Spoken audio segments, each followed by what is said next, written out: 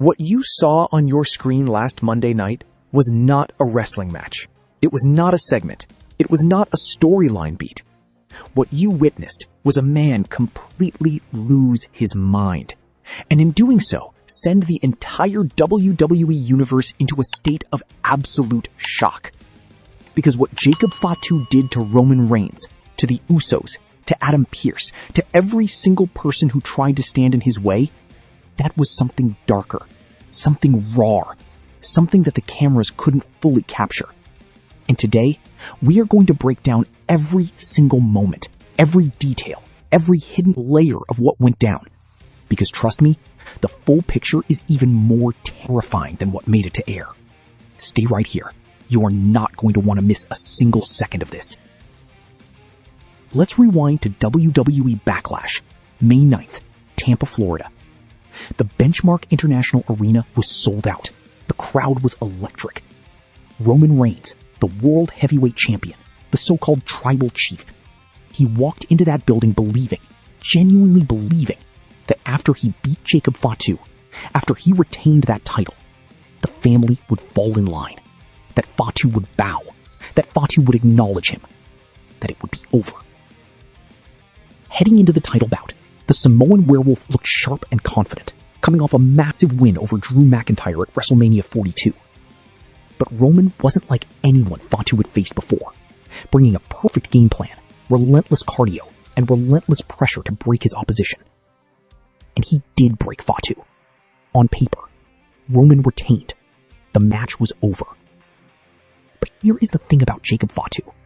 The match being over means absolutely nothing to him. Fatu completely lost his mind at Backlash. He didn't just attack Reigns. He put his hands on WWE officials, including referee Shane Helms and even Adam Pearce himself. He clamped the Tongan death grip onto Roman Reigns and choked him out, leaving him completely lifeless in the middle of that ring. The arena didn't boo. They didn't cheer. They sat in stunned, breathless silence. Because nobody had ever seen Roman Reigns treated like that. Not like a champion. Not like a tribal chief. Like a ragdoll. And when Fatu finally released that grip and stood over the most dominant figure in WWE history, he didn't say a single word. He didn't need to. That image said everything. The crowd didn't just react. They broke out into a united Fatu chant, which only added to the overall success of the night and further positioned the Samoan Werewolf as a genuine main event star. The people in that building knew they had just seen a changing of the guard, whether WWE was ready to admit it or not. Now here is where it gets real. Here is the part that didn't fully translate through your TV screen. Backstage on Raw, Jey Uso warned Fatu before the acknowledgement ceremony not to go through with confronting Reigns, stressing that he'd only create more problems for himself and the family. Fatu responded, with headbutts that put Uso down for the count right there in the gorilla position.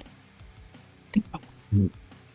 Jey Uso, a man who's been through wars, who stood across the ring from the best in the world, got dropped by his own cousin before the show even started. And Fatu stared directly into the camera and said Roman Reigns would have to beat acknowledgement out of him. Let that sink in. On his way to the ring, Fatu sent Jimmy Uso crashing into the barricades.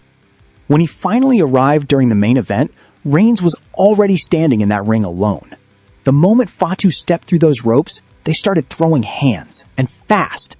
This wasn't a choreographed brawl.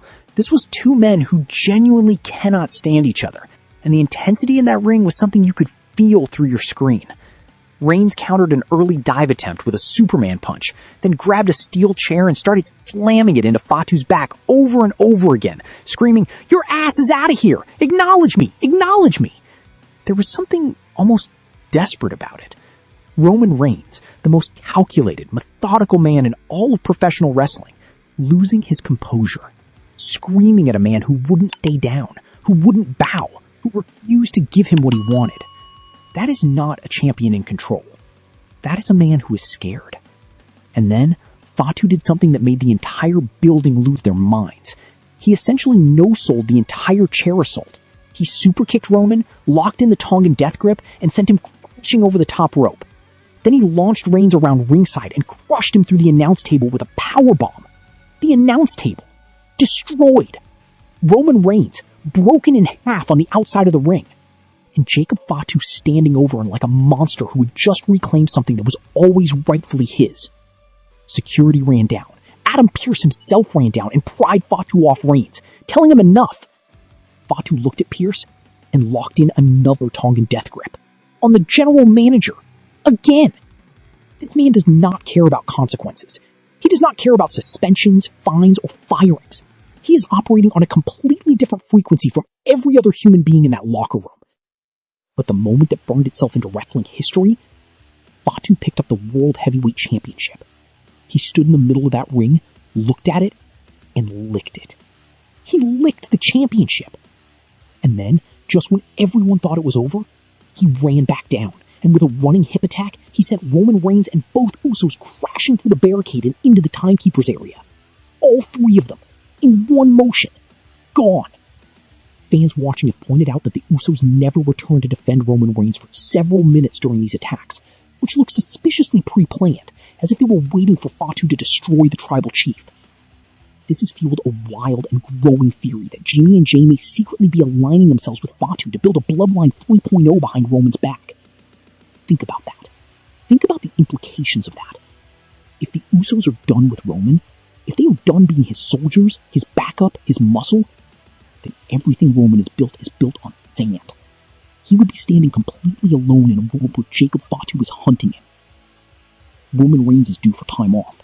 He is not currently advertised for Monday Night Raw throughout June, and he is not expected to appear at Night of Champions on June 27th in Saudi Arabia. Which means Jacob Fatu is about to own this entire company for the next several weeks, unchallenged, unstoppable, and increasingly dangerous with every passing Monday. This feud could very well stretch all the way to SummerSlam, with the idea that everything in between is just Fatu dismantling everything in his path until the big rematch for the World Heavyweight Championship arrives. For time off, he's not currently advertised for Monday Night Raw throughout June, and he is not expected to appear at Night of Champions on June 27th in Saudi Arabia, which means Jacob Fatu is about to own this entire company for the next several weeks, unchallenged, unstoppable, and increasingly dangerous with every passing Monday. This feud could very well stretch all the way to SummerSlam, with the idea that everything in between is just Fatu dismantling everything in his path, until the big rematch for the World Heavyweight Championship arrives. And here is the question that nobody is truly ready to answer. When that rematch happens, when these two men are locked in a cage or a ring or a stadium with everything on the line, is there anyone on this roster, anyone at all, who can stop Jacob Fatu? Because Roman Reigns had every tool.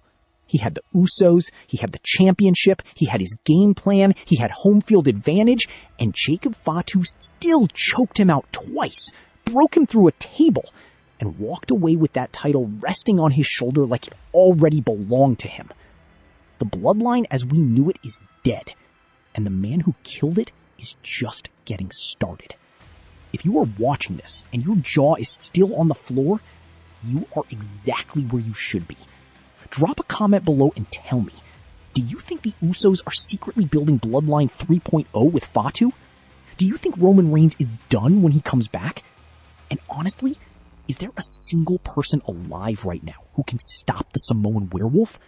Let's talk about it, because this comment section is going to be on fire. And hey, if you are new to WrestleCore, welcome home. We break down everything you love about wrestling. The moments you saw, the moments you missed, and the stories underneath the stories. Hit that subscribe button and tap the notification bell. That way you never miss a breakdown like this one. It genuinely means the world to us, and we put everything into bringing you the real content every single time. Thank you for being here. Seriously. The Bloodline may never recover from this, but one thing is for certain, Jacob Fatu is just beginning.